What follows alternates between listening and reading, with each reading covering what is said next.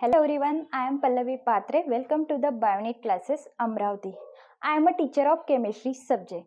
During entire series, I am going to talk about how to learn chemistry subject. I want to take every single topic step by step. How to calculate chemical reaction, how to calculate rate of reaction, how to balancing the chemical reaction, and how to solve problem on chemical reaction. Everything going on in this entire series.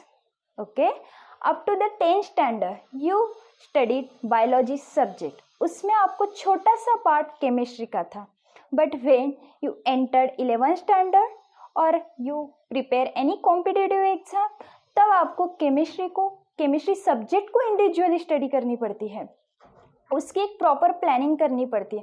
जब भी हम किसी exam की preparations करते हैं तो आपको उसकी एक प्लानिंग होनी चाहिए, तभी आप स्कोर कर पाते हो, अपना गोल अचीव कर पाते हो. अभी हम केमिस्ट्री सब्जेक्ट की ही यहाँ पे प्लानिंग करेंगे. तो मैं यहाँ पे आपको बताऊंगी कि केमिस्ट्री सब्जेक्ट क्या होता है, उसमें आपको किसके बारे में स्टडी और कौन से चैप्टर इंक्लूड है केमिस्ट्री सब्जेक्ट में. बिकॉज आप यहाँ पे नीट की प्रिपरेशंस कर रहे हो, तो नीट की प्रिपरेशन करते समय आपको भी प्लानिंग करनी है कि कौन से चैप्टर्स कौन से पार्ट में इंक्लूड है, कौन से चैप्टर को बहुत ज़्यादा वेटेज है, कौन से चैप्टर को कम वेटेज है, कौन से चैप्टर्स को आपको बहुत डिटेल्स में स्टडी करना है. ये सभी मैं यहाँ पे आपको बताऊंगी. Okay, in NCERT total chemistry के 30 चैप्टर्स होते हैं. Total 30 chapters in NCERT. 11 के 15 चैप्टर्स होते हैं एंड 12th के 15 चैप्टर्स होते हैं. ऐसे मिला के आपके टोटल कितने चैप्टर्स होते हैं? 30 चैप्टर्स. ओके, तो आपको टोटल कितने चैप्टर्स की स्टडी करनी है? 30 चैप्टर्स की. अब टोटल 30 चैप्टर्स की आपको स्टडी करनी है, तो उसके लिए भी आपको उसको डिवाइड तो करना पड़ेगा पार्ट में. बाद में आप उसको फोकस करेंगे कि कौन सा पार्ट आपको पहले पढ़ना है, कौन सा पार्ट आपको बाद में पढ़ना है. तो ये सभी मैं यहाँ पे आपको एक्सप्लेन करूँगी. तो first of all, what is mean bye chemistry. आपको केमिस्ट्री में स्टडी क्या करनी है, क्या है ये केमिस्ट्री सब्जेक्ट. तो देखते हैं हम. केमिस्ट्री सब्जेक्ट में आपको स्टडी करनी है study of composition.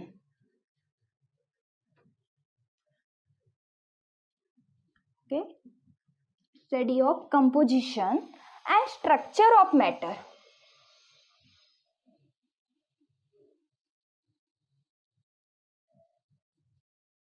And structure of matter. Matter का कंपोजिशन क्या है, कौन सा भी अगर आप मैटर देख रहे हो, अपने सराउंडिंग में सभी मैटर प्रेजेंट है, तो मैटर का कंपोजिशन किस तरह से बना, उसका स्ट्रक्चर क्या है. Then changes that occur in matter. Matter में कौन से चेंजेस होते हैं या कौन से फैक्टर अफेक्ट करने पे मैटर में चेंजेस होते हैं. And also study of chemical reaction. Study of chemical reaction. तो आपको क्या क्या स्टडी करना है केमिस्ट्री में? मैटर के बारे में. मैटर का कंपोजिशन क्या है, किस तरह से मैटर बनता है, देन उसके स्ट्रक्चर किस तरह से फॉर्म होते हैं, और कौन से फैक्टर अफेक्ट होने पे मैटर चेंज होता है, या उसमें कौन सी केमिकल रिएक्शंस होती है, सभी हम डिस्कस करेंगे केमिस्ट्री में. ओके, तो आपको केमिस्ट्री सब्जेक्ट जो 30 चैप्टर्स है आपको पूरे, तो उस 30 चैप्टर्स को हम जनरली डिवाइड करते हैं इनटू 4 पार्ट. तो 1 बाय 1 मैं पार्ट को यहाँ पे एक्सप्लेन करूंगी, उसमें कौन से चैप्टर्स इंक्लूड है उसके बारे में भी आपको बताऊंगी. ओके, तो फर्स्ट पार्ट जो हम 30 चैप्टर्स को डिवाइड कर रहे हैं 4 पार्ट में, उसका फर्स्ट पार्ट हम देखेंगे यहाँ पे इनऑर्गेनिक केमिस्ट्री.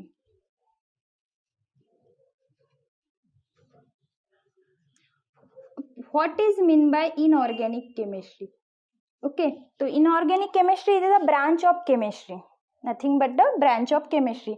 इनऑर्गेनिक केमिस्ट्री में आपको स्टडी करनी पड़ती है एलिमेंट्स की। अपने सराउंडिंग में जितने भी एलिमेंट्स है उसकी जो हम डिटेल्स में स्टडी करते हैं वो करते हैं हम इनऑर्गेनिक केमिस्ट्री में। एलिमेंट्स की ऑकरेंसेस क्या है, उनकी फिजिकल प्रॉपर्टीज, उनकी केमिकल प्रॉपर्टीज, या हम बोल सकते हैं कि इनऑर्गेनिक केमिस्ट्री हम पीरियोडिक टेबल को स्टडी करते हैं। तो इनऑर्गेनिक केमिस्ट्री हम स्टडी क्या करेंगे, स्टडी ऑफ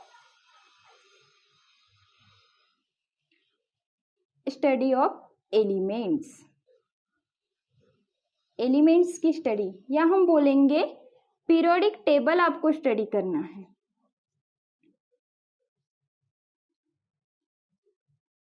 ओके, पूरा पीरियोडिक टेबल ही हम स्टडी करेंगे इसमें। तो पीरियोडिक टेबल आपको पता है, आपने 10 तक पीरियोडिक टेबल के बारे में तो पढ़ा ही होगा।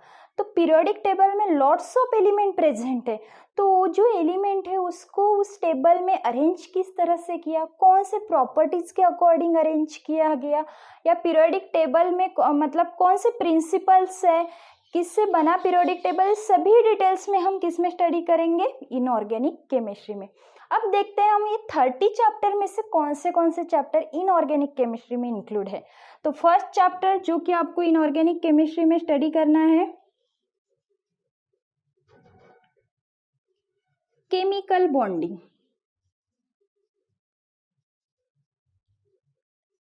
ओके, इसके बारे में स्टडी करना है, केमिकल बॉन्डिंग के बारे में।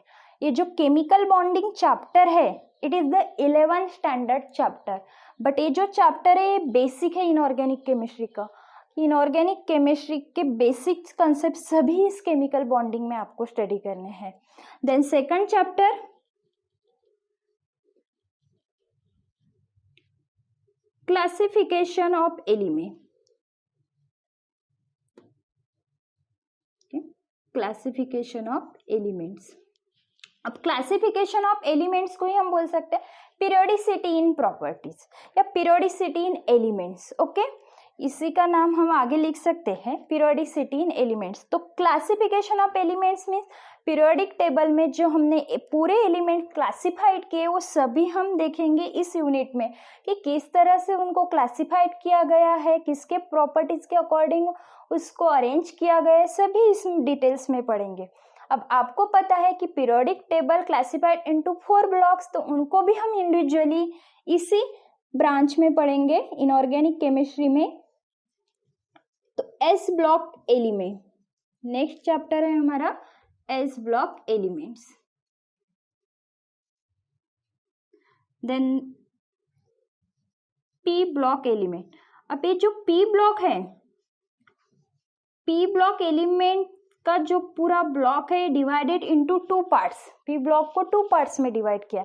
1 part is 11th and 12 part is 12th standard. Okay, तो एक पार्ट इसका 11th स्टैंडर्ड में है और दूसरा वाला पार्ट उसका 2nd स्टैंडर्ड 12th स्टैंडर्ड में है। ओके, तो पी ब्लॉक का आपको 13 एंड 14 ग्रुप स्टडी करना है 11th में। And next P block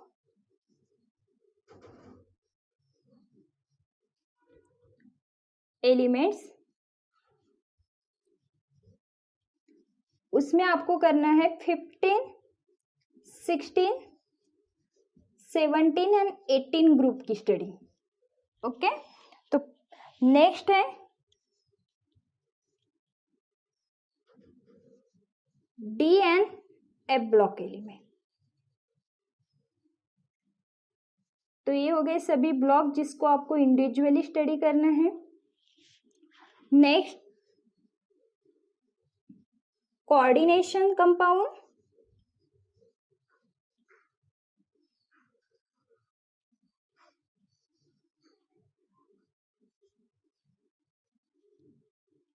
next hydrogen,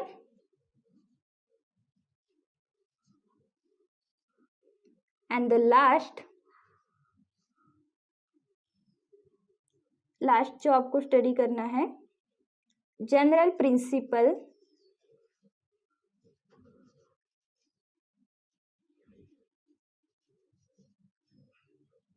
and isolation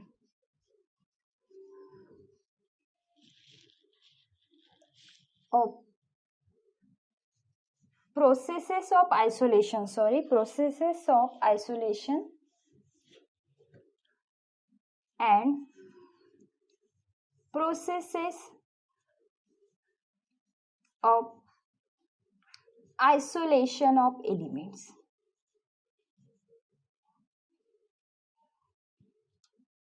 okay तो इन सब की स्टडी आपको किस में करनी है?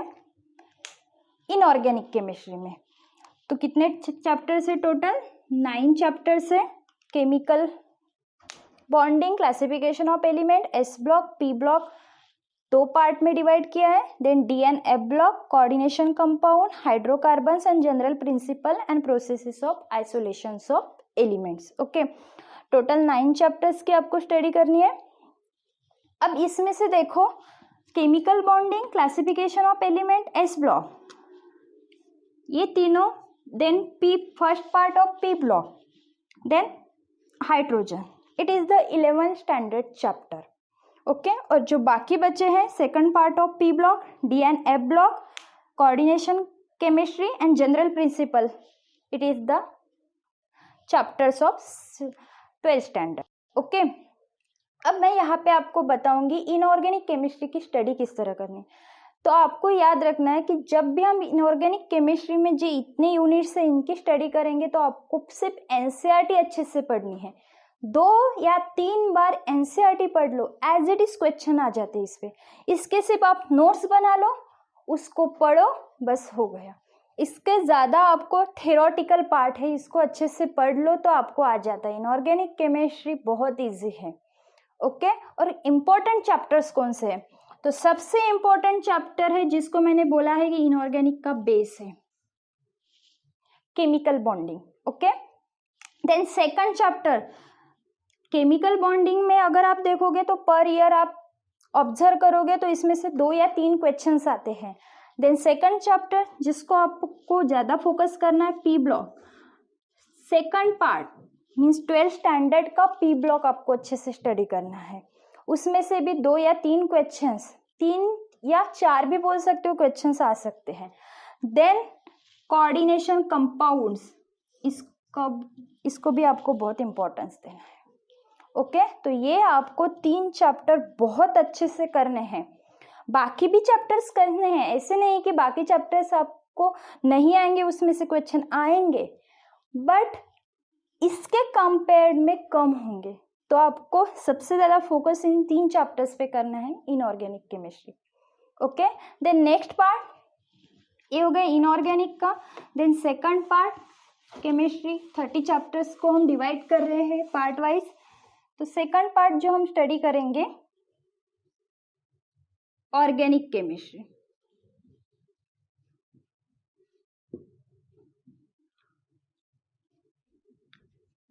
Organic chemistry it is the branch of chemistry, it is okay ये भी एक ब्रांच है केमिस्ट्री की। अब ऑर्गेनिक केमिस्ट्री में क्या स्टडी करनी है? तो ऑर्गेनिक केमिस्ट्री में आपको स्टडी करनी है study of organic compound,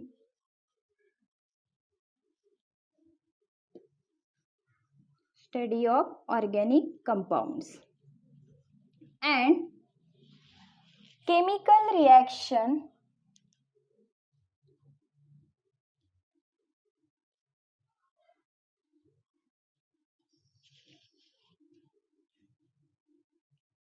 take place in organic compound।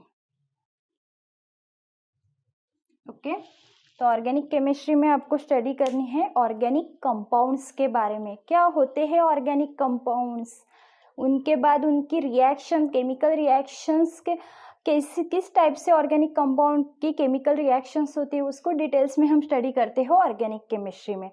Organic chemistry में आप देखेंगे हम कौन से चैप्टर इंक्लूड होते हैं। सबसे first chapter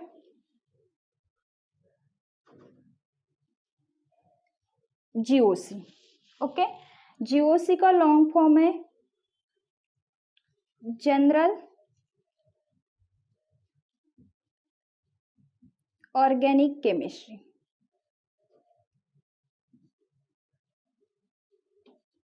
general organic chemistry, it is the first chapter. Then second chapter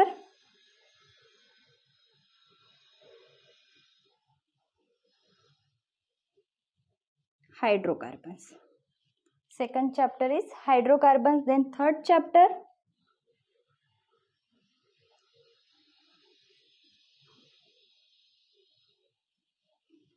haloalkane and halorine.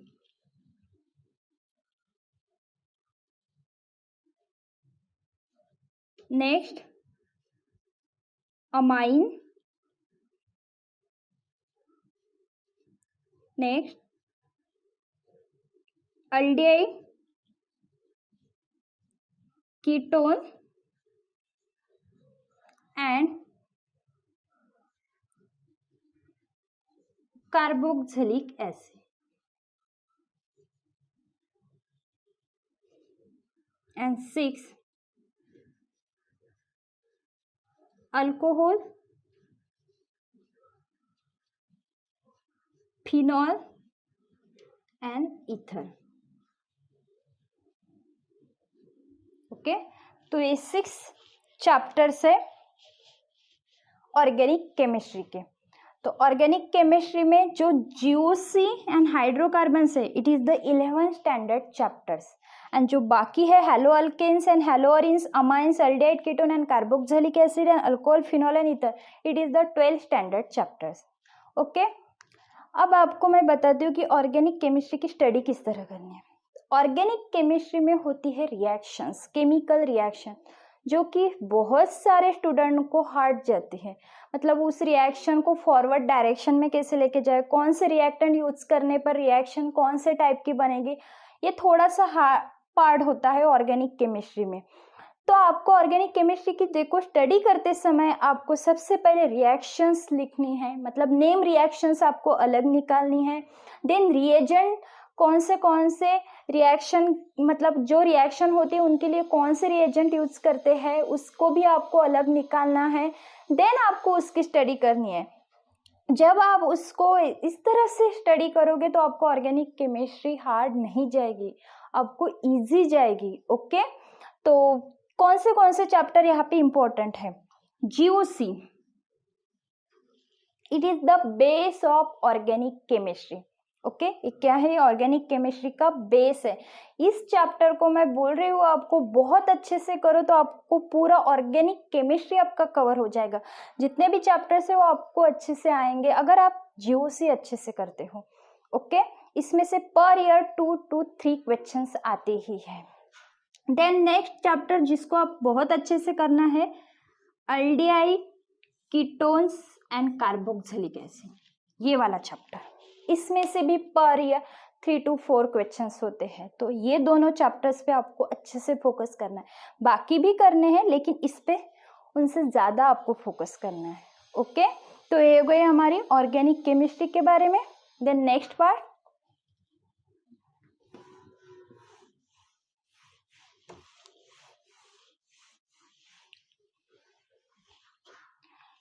Next part जो आप स्टडी करेंगे थर्ड, सब physical chemistry.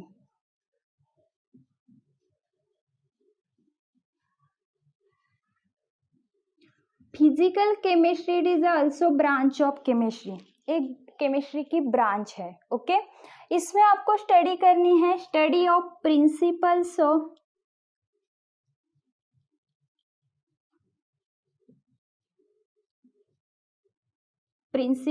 Of chemical reaction.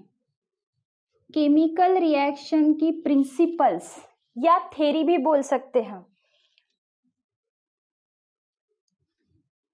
Okay, chemical reaction की प्रिंसिपल्स या theory को हमें इस फिजिकल केमिस्ट्री में स्टडी करनी है. फिजिकल केमिस्ट्री में कौन से चैप्टर इंक्लूड होते हैं, तो फर्स्ट चैप्टर, हाँ जो हम लेंगे यहाँ पे, state of matter. Okay, second chapter,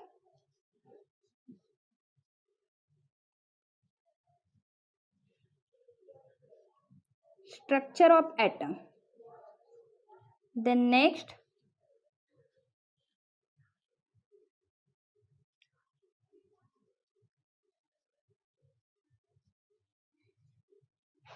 surface chemistry,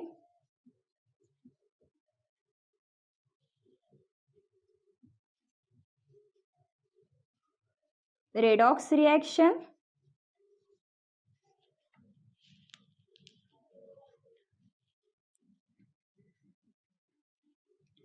equilibrium,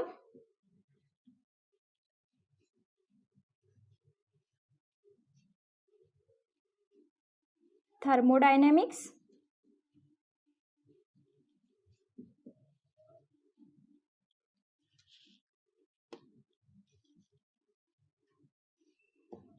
solid state,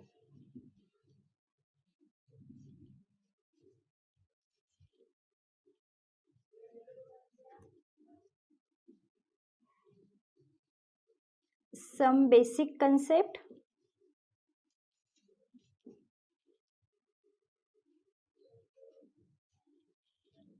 solution,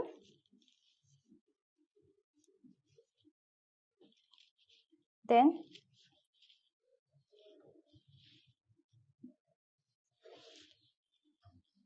chemical kinetics,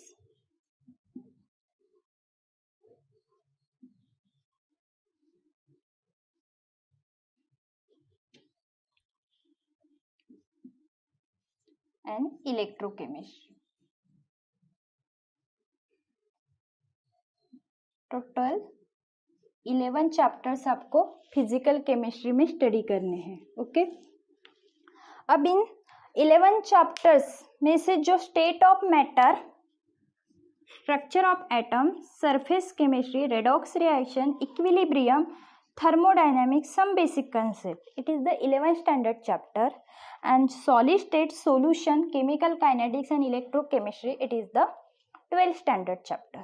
okay, तो ये जो फिजिकल केमिस्ट्री की स्टडी किस तरह करनी है, तो पहले ही बताती हूँ, physical chemistry is the mathematical part of chemistry. आपको इसमें सबसे ज़्यादा थेरीज, डेरिवेशंस एंड फॉर्मूलेज, आप अगर अच्छे से उसके फॉर्मूलेज किस तरह से अप्लाई करेंगे, ये अगर आपको समझ में आया तो पूरा फिजिकल केमिस्ट्री आपका कवर होता है. सिर्फ आपको इसमें सबसे ज़्यादा प्रॉब्लम सॉल्व करने पड़ते हैं, और प्रॉब्लम सॉल्व करने के लिए आपको फॉर्मूलेज पता होने चाहिए. तो आप अच्छे से अगर इसके फॉर्मूलेज करते हो तो फिजिकल केमिस्ट्री पूरा आपका कवर होता है. ओके, अब इम्पोर्टेंस कौन से चैप्टर्स है आपको पहले ही बताती हूँ कि स्ट्रक्चर ऑफ एटम को तो आपको बहुत अच्छे से करना है, ये तो बेस है फिजिकल केमिस्ट्री का. पहली बात. सेकंड बात, वो नीट प्रिपरेशन की व्यू भी वो इम्पोर्टेंट है. In the view of NEET exam, structure of atom it is the important chapter. Next, equilibrium. अब इस इक्विलिब्रियम को देखो, अगर आप एनसीईआरटी देखते हो तो इक्विलिब्रियम आपको एक पूरा चैप्टर मिलेगा, बट आप जब कॉम्पिटिटिव एग्जाम के प्रिपरेशंस कर रहे हो जैसे नीट की, तो आपको ये वाला इक्विलिब्रियम दो पार्ट में डिवाइड मिलेगा, एक ionic equilibrium and chemical equilibrium. Okay, तो ये इक्विलिब्रियम बहुत इंपॉर्टेंट चैप्टर्स, इसमें से भी पर ईयर 3 to 4 क्वेश्चंस होते हैं, इसको भी आपको बहुत ज़्यादा डिटेल्स में स्टडी करना है. देन सॉलिड स्टेट, ये भी इम्पोर्टेंट चैप्टर्स है, इसमें से 2 क्वेश्चंस आते ही हैं. देन इलेक्ट्रोकेमिस्ट्री, ये वाला यूनिट भी आपको बहुत अच्छे से करना है. तो मैंने आपको बताया यहाँ पे कि आपको कौन से यूनिट करने, तो सभी है नो डाउट, बट आपको किससे मतलब प्रेफरेंस किसको सबसे ज्यादा देना, फोकस किस पे करना है, क्योंकि आपको स्कोर करना है एग्जाम में. ओके, इसके बारे में मैं अभी बता रही हूँ. देन लास्ट पार्ट जो हम केमिस्ट्री का डिवाइड करेंगे,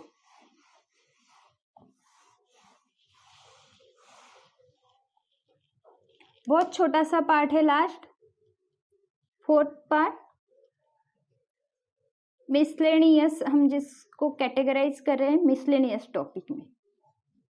ओके, अब ये वाले टॉपिक देखो, पहले ही मैं आपको बता देती हूँ कि मिसलेनियस टॉपिक में जो चैप्टर्स इंक्लूड है वो बहुत इजी टॉपिक्स है, इसको तो कभी मत छोड़ना, 2 बार पढ़ लो अच्छे से, मन लगा के अगर इसको 4 चैप्टर्स को आप अच्छे से करते हो तो आपको बाद में उसको लेने की भी जरूरत नहीं।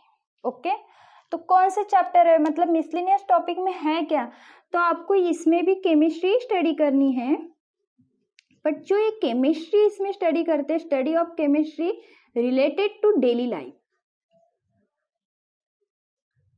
डेली लाइफ की स्टडी है इसमें। जैसे हमारी बॉडी में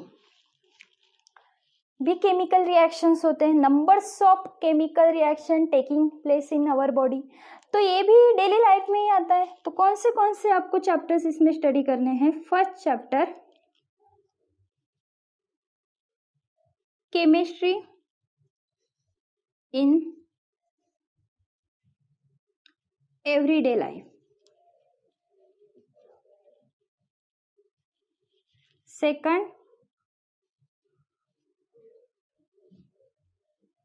environmental chemistry,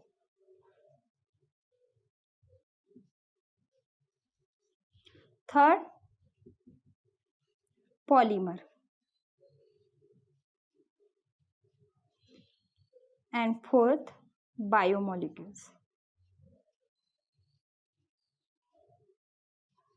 ओके, तो ये 4 ही चैप्टर है जो कि आपको इसमें स्टडी करने हैं। तो ये चैप्टर्स मैं यहाँ पे इम्पोर्टेंट नहीं बताऊंगी क्योंकि ये करने ही आपको।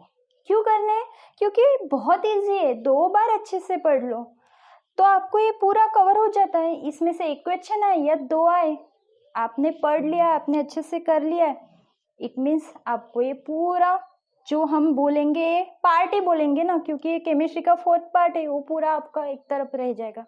ओके, तो इस तरह से आपको प्लानिंग करनी है केमिस्ट्री सब्जेक्ट की ताकि आपका स्कोर अबव 150 रहे। यहाँ पे मैं बताती हूँ क्योंकि आपको केमिस्ट्री पे सबसे ज़्यादा फोकस करना है, क्योंकि जनरली जो देखा जाता है जो बायो के स्टूडेंट होते हैं, बायोलॉजी स्टूडेंट, उनको जो फिजिक्स सब्जेक्ट है वो थोड़ा सा हार्ड जाता है because it is the mathematical part. फिर उनके पास स्कोर करने के लिए एक ही सब्जेक्ट बचता है केमिस्ट्री, इसलिए बोलते हैं कि केमिस्ट्री को हम स्कोरिंग सब्जेक्ट भी बोल सकते हैं। तो इसमें आप अच्छे से स्कोर कर सकते हो। About more updates, notes, syllabus और any queries please visit our website www.bio.co। Thank you.